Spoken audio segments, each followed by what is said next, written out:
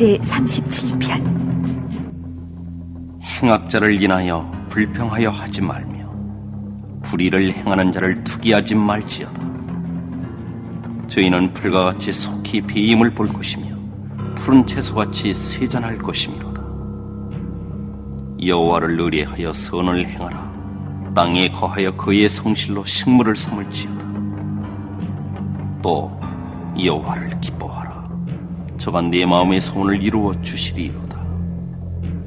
너희 길을 여호와께 맡기라. 저를 의지하면 저가 이루시고 네 의를 빛같이 나타내시며 네 공의를 정오의 빛같이 하시리로다. 여호와 앞에 잠잠하고 참아 기다리라. 자기 길이 형통하며 악한 꾀를 이루는 자를 인하여 불평하여 말지어다. 오래전 저희 숙모가 찾아와서 컴퓨터를 사야 하는데 보증 좀 서달라고 하는 거예요. 오래전 얘기예요. 컴퓨터 이렇게 노트북 처음 나오고 할 때. 그래서 매일 와서 부탁을 하는데 제가 이제 막 신학교에 들어가서 학비도 제 스스로 벌어서 다니는 그런 마당에 어떻게 보증을 설 수 있겠어요. 저 못한다고. 매일 와서 부탁을 하니까 어쩔 수 없이 그 이름만 빌려달라 그래서 그러면 했어요. 그리고 3년 뒤에 비톡 쪽이 계속 오는 거예요. 이 숙모가 대금을 내지 않고 사라진 거예요. 제가 산 것도 아닌데 가장 가까이에 있는 분이 저를 이용했다고 이렇게 생각이 드니까 얼마나 그것이 상처가 되고 화가 나던지. 여러분은 지금 누구 때문에 힘드십니까?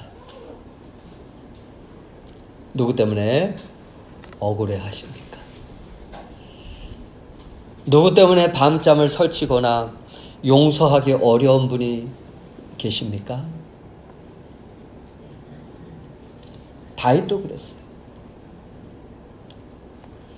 사울을 피해서 도망자로 10년.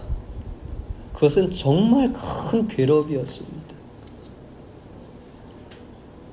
다윗은 아무 잘못도 없었습니다. 잘못이 있다면 단지 그 골리앗을 이기면서 이스라엘을 승리를 가져다 주었고 사람들의 칭송과 존귀를 받은 것밖에 없는 거예요.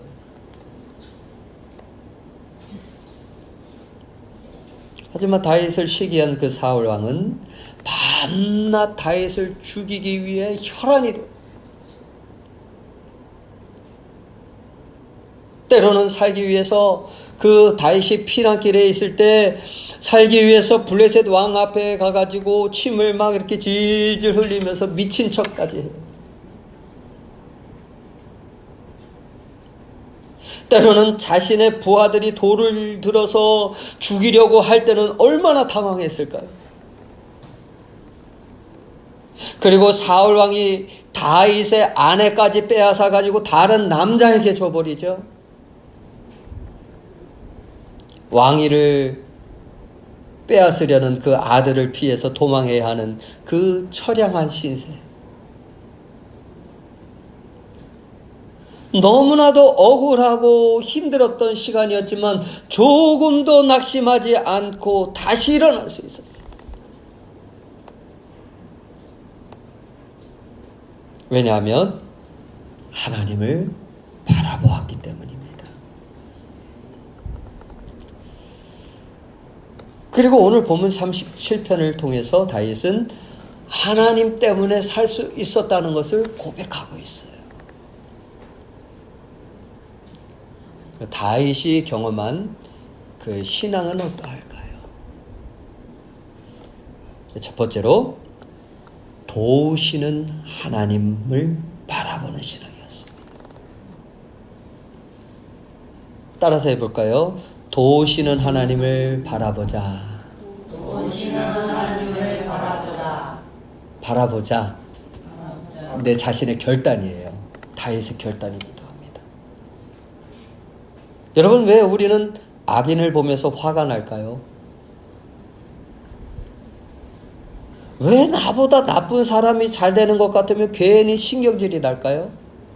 이 사울과 같이 왜 시기를 하게 될까요? 잘 되면 야 잘 되었습니다 해야 되는데 사촌이 땅을 사면 배가 아파가지고. 그것은 하나님보다 현실이 더 크게 보이기 때문에 그래요.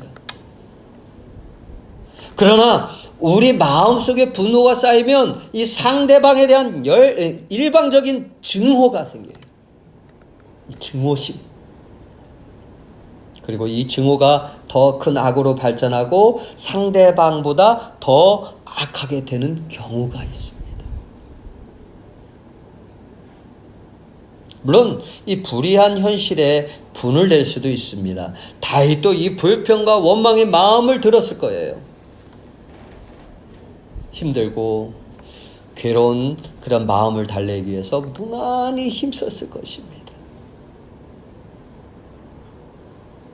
살다가 보면은 이유 없이 마음이 무거운 날이 있어요. 특히 연세가 드신 분들은 요즘 이렇게 날씨가 막 흐리고 막 그럴 때는 몸도 무겁고 마음도 무거워져. 열심히 했는데 결과가 보이지 않을 때, 기대했던 그런 일이 뜻대로 되지 않을 때, 미래가 불안할 때, 여러분 어떠세요? 쉽게 낙심할 수 있어요. 다윗도 우리와 같은 마음이었습니다. 하지만 이 다윗은 낙심하지 않는 거예요. 그리고 자신의 영혼을 향하여 이렇게 외칩니다. 1절, 내 영혼아 불평하지 말자. 시기를 하지 말자. 여러분 막 그렇게 분노가 쌓일 때 막 불평하고 그러면 개운해지나요? 개운해지고 그것이 해결될 것 같으면 그렇게 하십시오. 그런데 도움이 안 된다면 안 하는 게 좋을 것 같아요. 다윗은 그런 결단을 하는 거예요. 그러면서 뭐 어떤 결단이냐? 하나님만 바라보기로 작정하는 거예요. 하나님만 바라보기로. 다윗이 분노를 다스릴 수 있었던 것은 하나님이 그 사울보다 크신 분임을 믿었기 때문에 그래요. 즉 하나님을 향한 다윗의 마음이 그런 미움과 분노를 다스렸다고 보는 것이 타당할 거예요.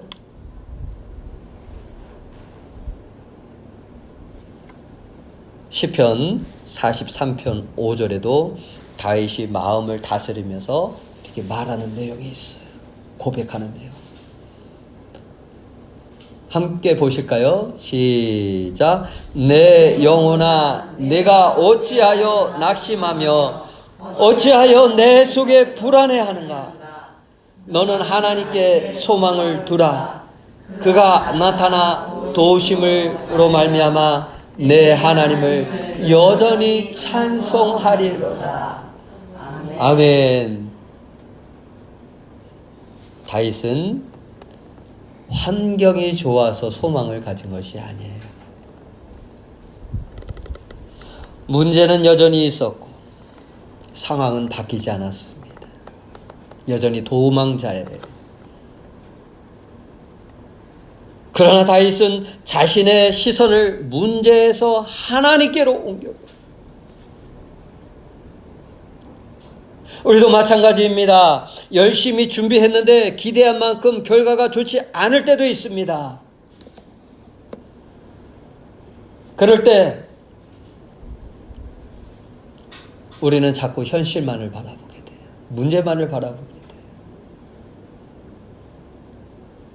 하지만 하나님은 말씀하십니다. 환경보다 나를 좀 바라봐라. 나를 좀 봐. 그 결과보다 나를 좀 신뢰할 수 없겠냐? 지금은 보이지 않아도 나는 지금 너와 함께 일하고 있다. 너와 함께 하고 있다. 근데 우리는 이 사실을 잘 못 봐요. 못 보고 그 환경에, 문제에, 그것에 두려워하고 낙심하고. 여러분이 이 땅에서 우리가 살아갈 때 소망을 어디다 두고 있습니까? 여러분 통장 잔고에 있습니까? 이 사람들이 인정하는 것에 있습니까? 아니에요. 우리의 관심이 어디에 두어야 되냐면 바로 변함없으신 하나님께 둘 수 있어요.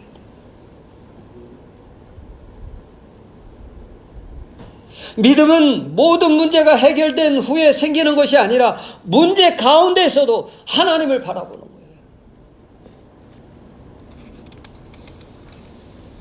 하나님은 우리의 눈물도 아시고 우리의 한숨도 아시고 가장 좋은 때 가장 좋은 길로 인도하시는 분이시에요.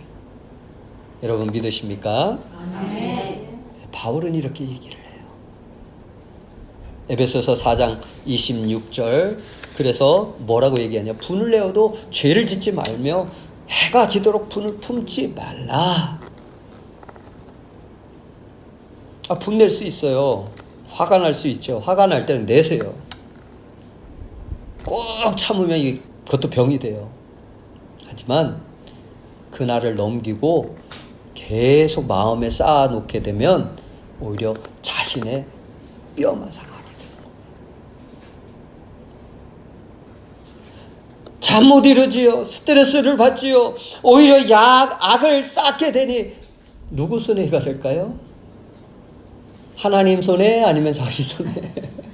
자기 손해가 되는 거예요. 하나님 그거를 원하지 않으셔요. 그러므로 분을 내거나 시기할 일이 있어도 우리 마음을 잘 다스리는 것이 중요합니다. 그래서 교회는 예수님을 따르며 예수님을 배우는 그 거룩한 사람들이 모인 곳이 교회인데 우리의 신앙이 교인으로 머무는 것이 아니라 예수님을 배우고 예수님의 마음을 가지고 예수님을 따라가기 위해서 원망을 그치고 도우시는 하나님을 여러분 바라볼 수 있기를 바랍니다. 아멘. 두 번째로 여호와를 의뢰하고 선을 행하라. 명령하는 게 아니라 자신에게 얘기하는 거예요. 선을 행하자. 우리 다시 한번 고백해 볼까요? 여호와를 의뢰하고 선을 행하자. 다윗은 불평할 수밖에 없는 그 현실 속에서도 하나님의 말씀을 믿고 의지하면서 오히려 끝까지 사울에게 선을 베푸는 그런 삶을 삽니다. 용서가 되나요? 10년을 죽이려고 쫓아다니는데 용서가 되나요? 선을 베풀어요. 그렇게 다윗을 죽이려고 혈안이 되어 있었음에도 자신이 심판자가 되지 않고 사울을 죽이겠다는 마음을 가지질 않는 거예요.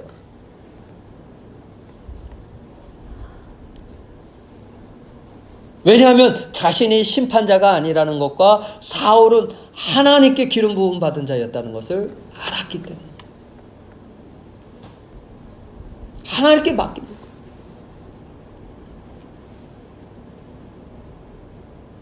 다윗은 악을 악으로 갚지 않고 선으로 갚아주어요.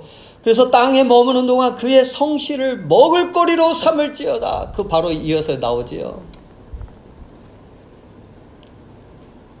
이 말은 인생이 다하는 날까지 여호와를 의뢰하고 선을 행하는 그 마음이 변하지 않겠다는 것이에요.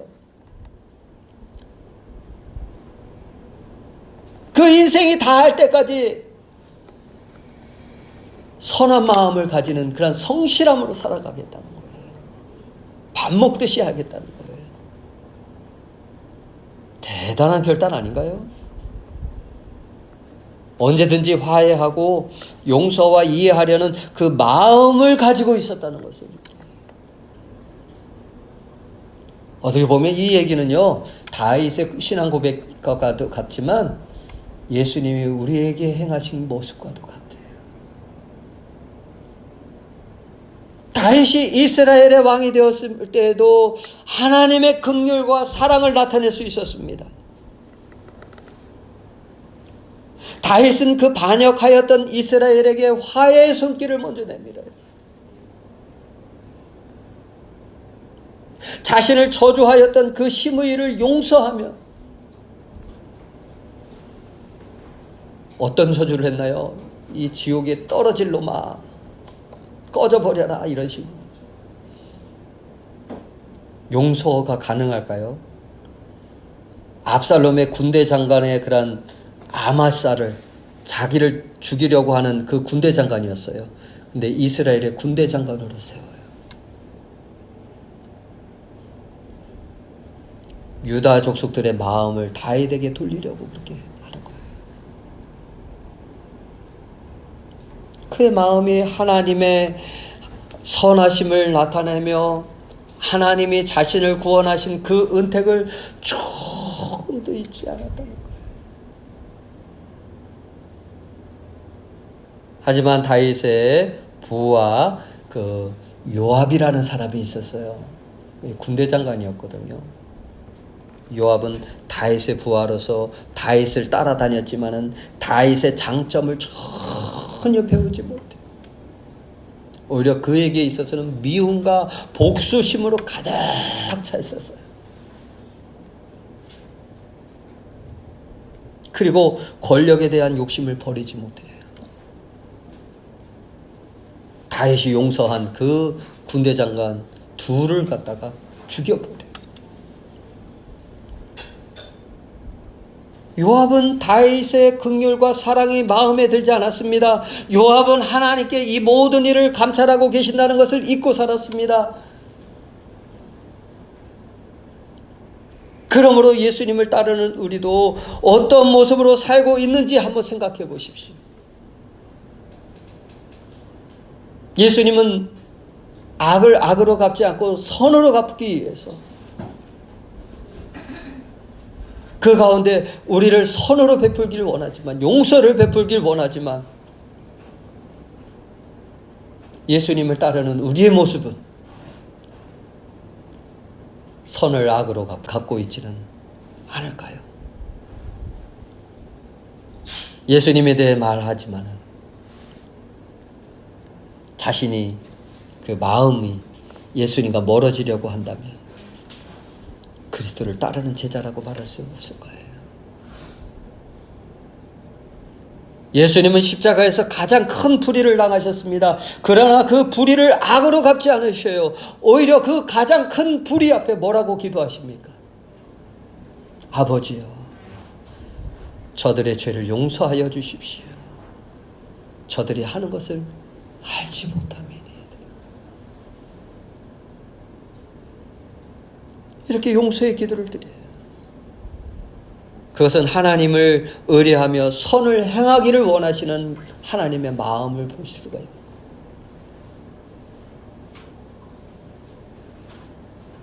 그것은 아버지 하나님께 자신을 맡기셨기 때문에. 그 한국 기독교 역사의 그 순교자로 유명한 손양원 목사님 하면 여러분 한 번씩 들어보셨을 거예요. 이 공산당원에게 두 아들의 목숨을 잃게 되었습니다. 자식을 잃은 아비의 마음은 복수심으로 가득했을 거예요. 그리고 자신의 아들들을 죽인 그 사람이 잡혔다는 사실을 알고 그 사람을 찾아가요.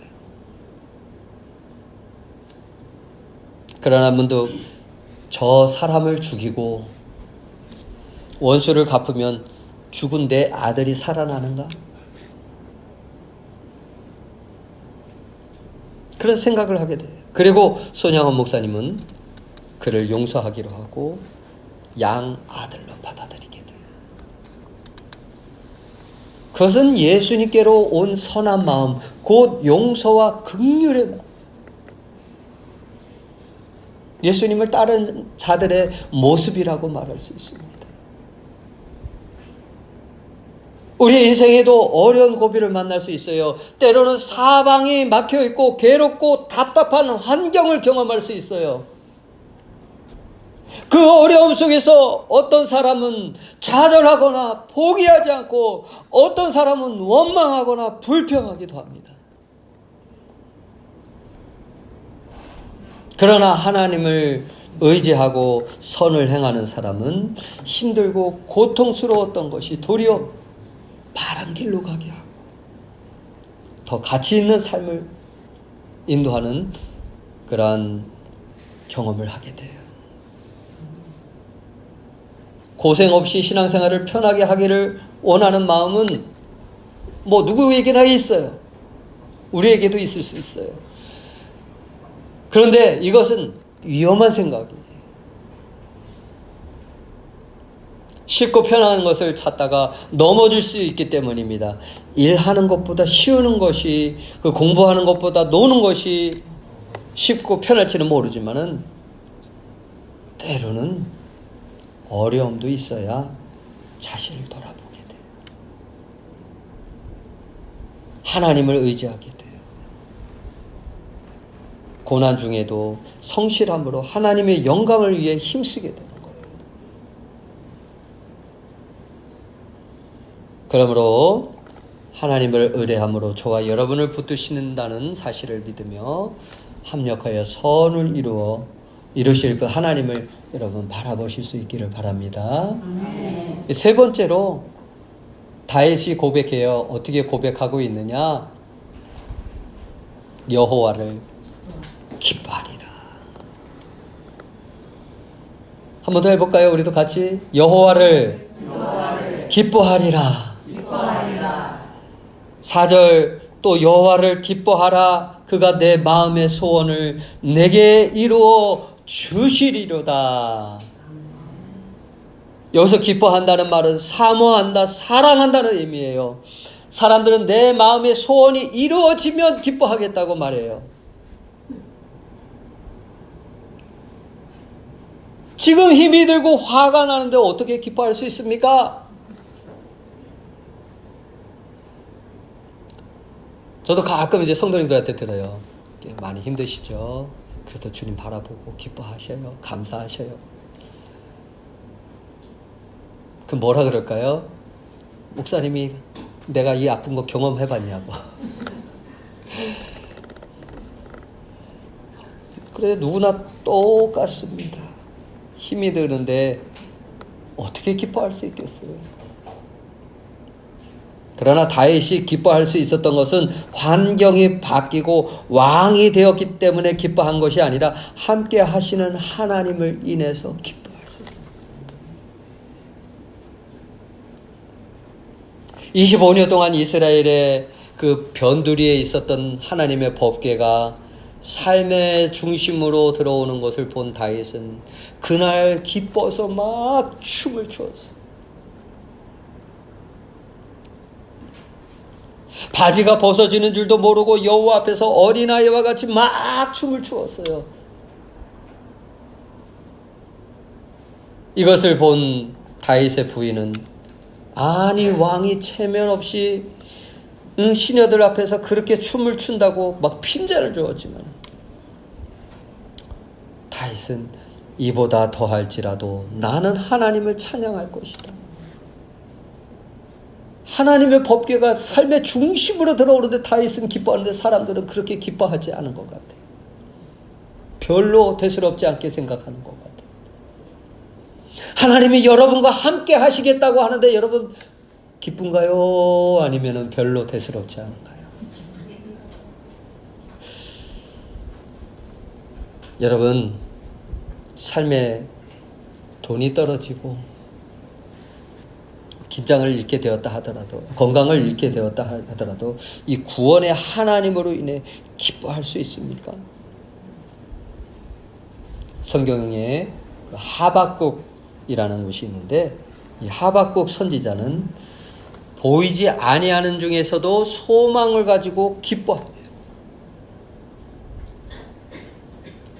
그때 바벨론이라는 나라가 이스라엘을 쳐가지고 이스라엘에 곡물이 나질 않아요. 곡식들이 자라질 않아요. 먹을 것이 없어요. 외양간에 송아지도 없어요.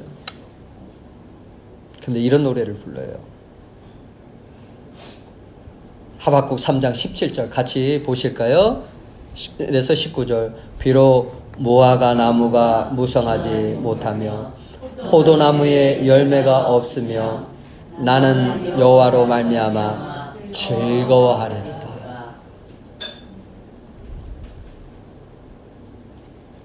결국 기뻐할 수 있었던 것은 환경의 문제가 아니라 믿음의 문제. 몇 년 전 도쿄의 한 선교사님으로부터 기도 메일이 온 것이 기억이 나요. 한 성도가 코로나로 인해서 큰 어려움을 겪게 되었습니다. 벌써 우리가 지나간 지 5년이 지나갔지만 여러분도 다 기억하고 계실 거예요. 그 내용을 공개하면 이렇습니다. 아이의 아빠가 코로나로 병원에 입원했을 때 아이가 울면서 아빠 죽으면 어떻게 하냐고 하면서 무서워했어요. 그래서 우는 아이를 안고 아빠는 반드시 회복되실 거야 라고 말해주면서 같이 기도를 했습니다. 그리고 아이의 아빠가 18일 만에 음성 결과가 나왔고 힘든 병원 생활을 마무리할 수 있게 되었습니다. 퇴원을 해도 몸의 기력이나 입맛이 돌아와야 하고 폐렴 치료도 해야 하지만 그래도 너무나 행복했어요. 그동안 표현하지 않고 오히려 우는 엄마를 위로했던 아이도 아빠의 퇴원 소식에 막 돌고래 소리를 내면서 기뻐했습니다. 감사합니다. 아이에게 아빠가 살아났다는 것이 큰 기쁨이었고, 아내에게는 아직 완전하게 낫지 않았지만 남편과 다시 함께 할 수 있다는 것이 행복이었다는 것이 마음에 이렇게 와닿아요. 그것이 행복이었습니다 라는 것이 마음에 와닿더라고요. 이와 같이 하나님이 지금도 나와 함께 하신다는 사실을 기뻐할 수 있다면은 그것이 인생의 참된 행복이고 그것이 하나님께 영광을 돌리는 삶이 될 수가 있습니다. 여러분, 하나님이 나와 함께 하심을 인하여 그 문제를 크게 바라보지 마시고 나와 함께 하시는 그 하나님을 크게 바라볼 수 있길 바랍니다. 네 번째로 여호와께 맡기라. 같이 보시겠습니다. 여호와께 맡기라. 많은 성도들이 맡긴다 이 말을 들으면 막 포기하는 것이 아닌가? 아무것도 하지 않는 것이 아닌가? 그냥 참는 것인가? 이렇게 생각할 수가 있어요. 그런데 다윗의 삶을 보면 오히려 내 손에서 하나님의 손으로 옮겨 드리는 것, 그것이 맡기는 거예요.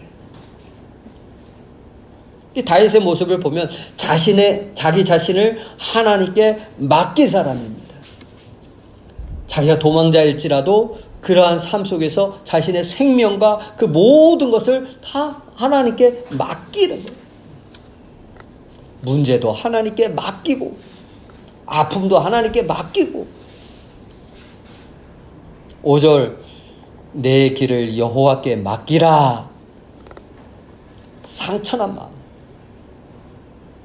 분노로 가득 찬 마음, 그 자신의 얼굴을 거울에 비추어 보면은 얼마나 그런 것이 일그러져 있는가 알 수가 있잖아요.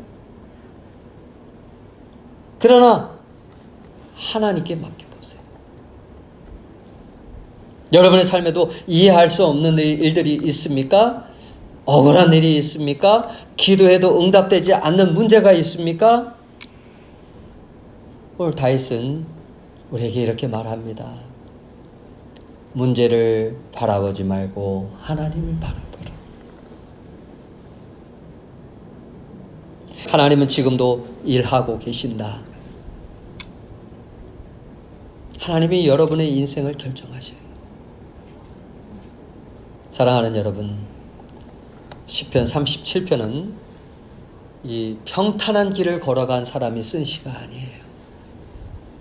어떻게 보면 우리가 인생을 살아가면서 광야의 길을 걸어가면서 어려움을 겪고 있을 그러한 누구나 공감할 수 있는 내용들입니다.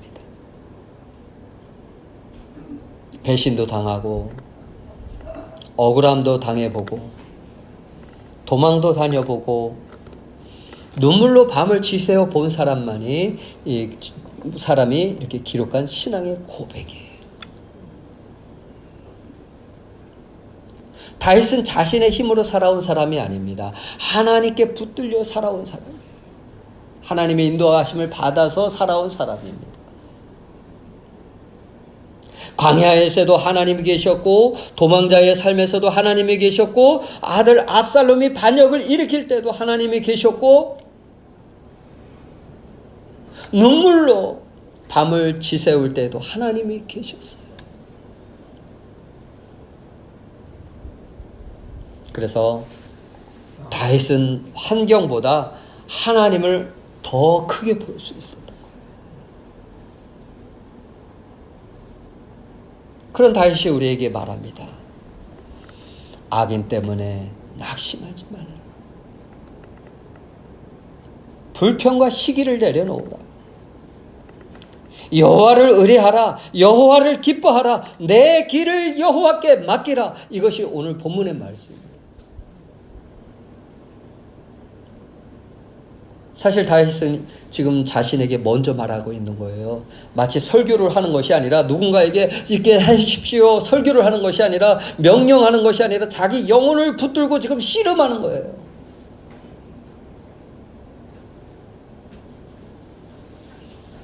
그래서 이 시편은 명령처럼 보이지만 사실은 신앙 고백이에요. 나는 이렇게 살아야 한다가 아니라 하나님이 나를 여기까지 붙드셨다는 그런 신앙 고백. 그래서 이후로도 영원토록 나와 함께 하실 그 하나님을 신뢰하는 그 믿음.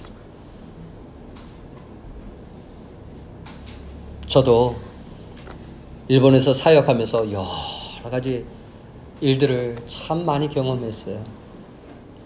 때로는 이해되지 않는 일들. 억울한 일들, 인간관계 때문에 힘든 시간도 참 많았어요. 그런데 뒤를 돌아보면은 여기까지 오게 하신 분도 하나님이셨고 버티게 하신 분도 하나님이셨고 지금 이 시간에도 설교하게 하시는 분도 하나님이셨어요. 그래서 저도 하나님께 맡기려고 합니다.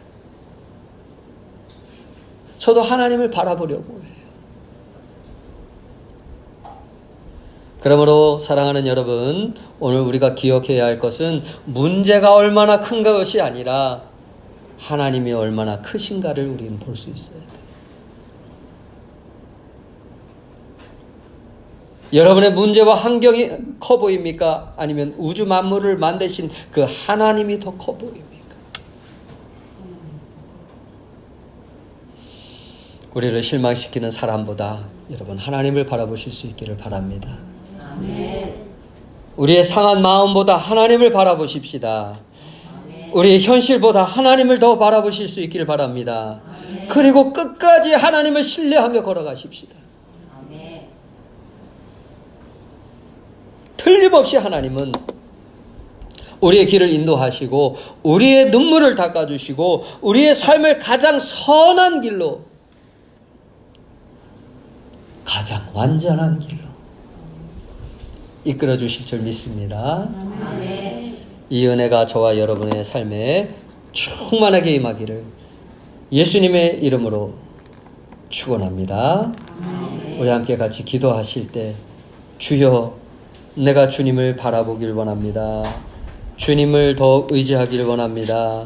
주님을 더 기뻐하길 원합니다. 문제와 환경을 바라보는 것이 아니라 하나님을 더 크게 바라볼 수 있는 그러한 아버지 삶이 나에게도 다윗과 같은 그 신앙이 나에게도 있게 하여 주시옵소서. 우리 함께 같이 기도하시겠습니다. 하나님 아버지 감사드립니다.